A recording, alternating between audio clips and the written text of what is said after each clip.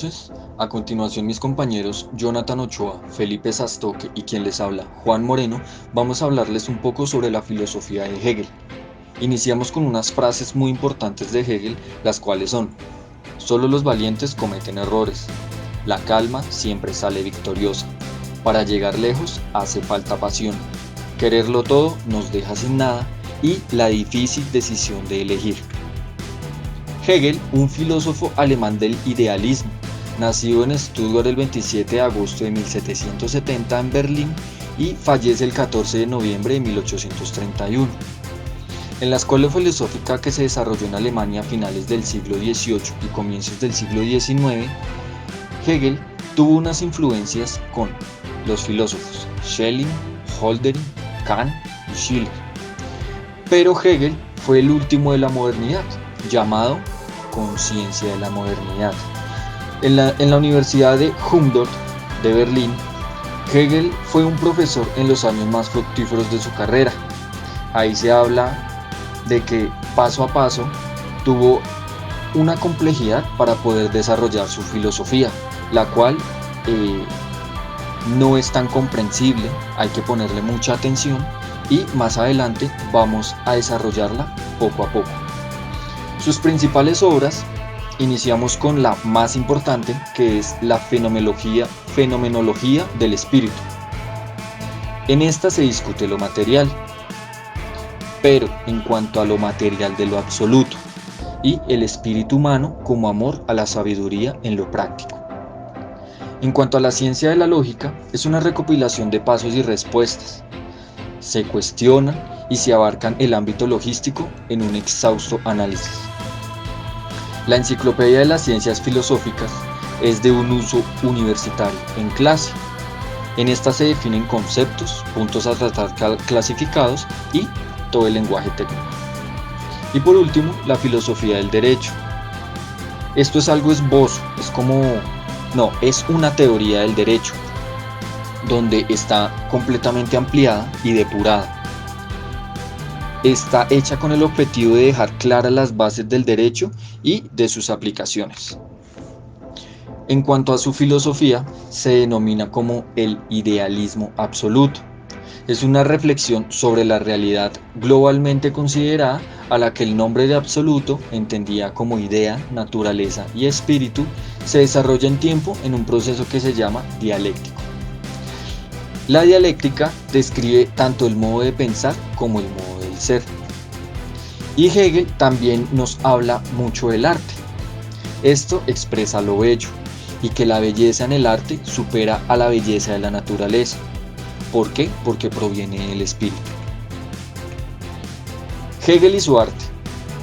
El arte de Hegel se revela en cuanto al dominio de las fuerzas públicas en la historia y todo tipo de pasiones en cuanto a lo que es carne del proceso histórico.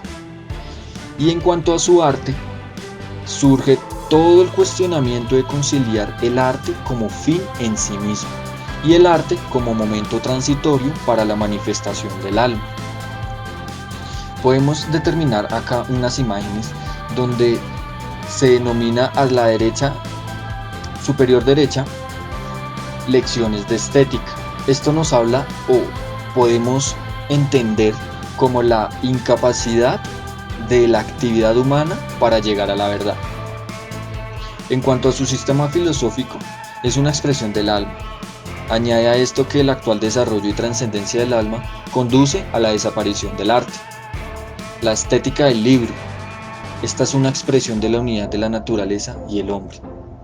Y en su filosofía, Hegel subordinó el arte y la creación artística al conocimiento teórico y a la ciencia, pero no destruyó así como el libro de la vida, ni mucho menos a los sentimientos directos. Y en cuanto a lo bello, Schelling, como para Hegel, la belleza es del espíritu, es lo más bello, lo que está dentro de espíritu y vivificado por él. Y en la gráfica inferior izquierda podemos encontrar la muerte del arte hegeliano, donde el arte es y sigue siendo algo pasado. Bueno, continuando con la exposición. Entonces vamos a ver el pensamiento hegeliano que mencionó mi compañero al principio. Entonces vamos a ver el relacionismo. Entonces tenemos dos oraciones que dicen: la realidad no es una sustancia ni un conjunto de sustancias, sino un conjunto de relaciones. Las cosas existen y tienen sentido no por lo que son realmente, sino por el sentido que le dan dentro de una relación. Entonces un ejemplo sería es como que el profesor no es profesor porque sea profesor, ¿sí? Sino realmente es profesor por la relación que tiene con los estudiantes y con la institución que lo contrata, ¿sí? La institución es la que le dice: venga, usted es profesor, hay un contrato donde dice que usted es profesor. Y los estudiantes tratan a esa persona como profesor porque es una persona que les está impartiendo una clase, les está transmitiendo un conocimiento, y el solo hecho de tener esa relación, esa interacción con otras personas, hace que el profesor sea profesor. Fácilmente ni siquiera puede ser profesor, ni siquiera puede ser un académico. Entonces, ese tipo de relaciones hace que las personas no sean por lo que son, sino por las relaciones que tienen con otros. Ahora vemos el tema de la dialéctica. La dialéctica, según Hegel, nos cuenta que se divide en tres tiempos. Entonces, el primer tiempo es la afirmación, el segundo tiempo es la negación y el tercer tiempo es la negación de la negación. Esto se puede ver como la afirmación siendo una tesis, y que la tesis es como el desarrollo de una idea.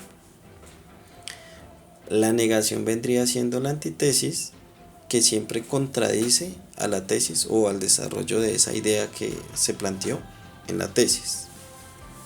Y la síntesis es como la negación de la antítesis, que gracias a una teoría más sólida o a unos argumentos, eh, tumban los argumentos que genera la antítesis, por lo cual es como la negación, valga la redundancia, la negación de la antítesis. Eso es la dialéctica para Hegel. Ahora Hegel también nos habla de la realidad como una totalidad orgánica. Entonces Hegel habla de las relaciones de los organismos en el mundo, que están compuestos por cosas según su escala, pero que en conjunto forman ese todo.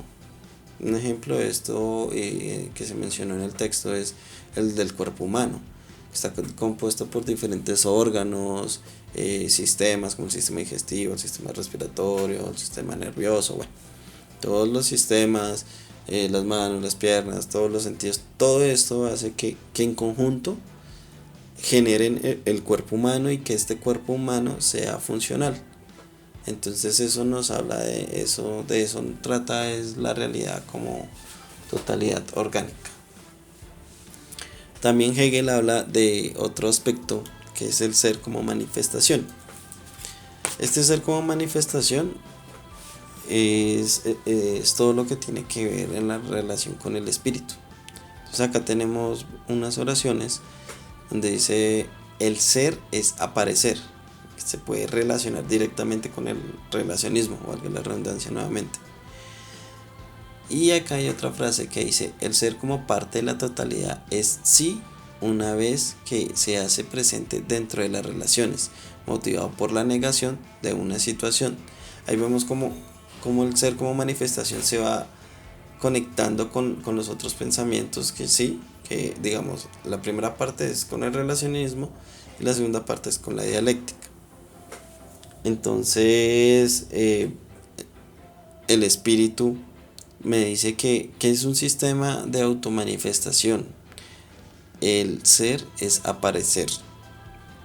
Entonces, las manifestaciones que se dan por las acciones de la vida cotidiana, no es algo o no sé, pues que no asuste o que sea tangible. Estas manifestaciones se dan después de haber tenido un pensamiento, de haber hecho algo. El espíritu es más como la conciencia que aparece y nos hace reflexionar sobre las decisiones y los actos que hemos hecho pues en el transcurso pues de nuestra vida, ¿sí? Entonces el espíritu se puede asociar mucho con la conciencia de algo que no es tangible, ¿sí? No se puede concebir como algo material, sino es algo intangible. Ahora vamos a ver el sistema hegeliano. Este sistema hegeliano se compone de tres partes, ¿sí? La primera parte es la lógica, la segunda es la naturaleza y la tercera es el espíritu de la naturaleza o la naturaleza del espíritu, ¿sí? Más bien la naturaleza del espíritu. Bueno, entonces la lógica es cuando se plantea la idea, es la idea y el concepto, es la tesis que antes habíamos mencionado, ¿sí? Esta se relaciona también con la dialéctica, ¿sí? De lo que habíamos hablado de la afirmación, la negación y la negación de la negación. La naturaleza es la idea o sea, es la idea extraña e ignorada para sí misma en un pensamiento que tiene que ver, esto tiene que ver más como con la antítesis, ¿sí? Entonces vemos que la naturaleza es una antítesis porque contradice a lo que se puede tener en la idea y el concepto dentro de la lógica, ¿sí? Y la síntesis, que vendría siendo el espíritu, ¿sí? La idea del espíritu es como lo más importante, que es cuando la tesis está más estructurada o pues es lo que prevalece o lo que pues se defiende dentro de la idea generada por la lógica, ¿sí? Entonces ahí vemos nuevamente todo el tema de la dialéctica con la tesis, la antítesis y la síntesis. Y pues digamos, terminando la parte de lo que estábamos hablando, pues vemos que la filosofía del espíritu, ¿sí? Se divide en dos etapas, bueno, en tres etapas se podría decir, ¿sí? Entonces está la etapa del espíritu subjetivo. Es cuando el hombre ha pasado por un proceso donde fortalece el carácter, la percepción, algunos hábitos, ¿sí? Ha generado una memoria y todo esto lo llevan a una autodeterminación que me permite generar una conciencia, ¿sí? Una conciencia de lo que está pasando, de lo que estoy viviendo, de lo que soy como persona. También está el espíritu objetivo, ¿sí? Que es cuando la persona se afirma en sí misma, ¿sí? Tiene el carácter, tiene el pensamiento ya establecido, sienta su posición y crea un criterio y desempeña un rol social, como digamos pues en el trabajo, ¿sí? Ya comienza a tener cierta libertad y cierta propiedad con respecto a la filosofía del espíritu. Y el último es el espíritu absoluto. Y este espíritu absoluto es cuando ya se supone que es el autoconocimiento, ¿sí? El todo, pero es cuando se alcanza la perfección que pues para Hegel en este caso sería Dios. Y pues nosotros, los seres humanos, el hombre, están en esa constante evolución tratando de llegar al autoconocimiento y al espíritu absoluto, pero pues hasta el momento nadie ha llegado. Entonces básicamente esos son como los pensamientos hegelianos que quería comentarles y ya, muchas gracias.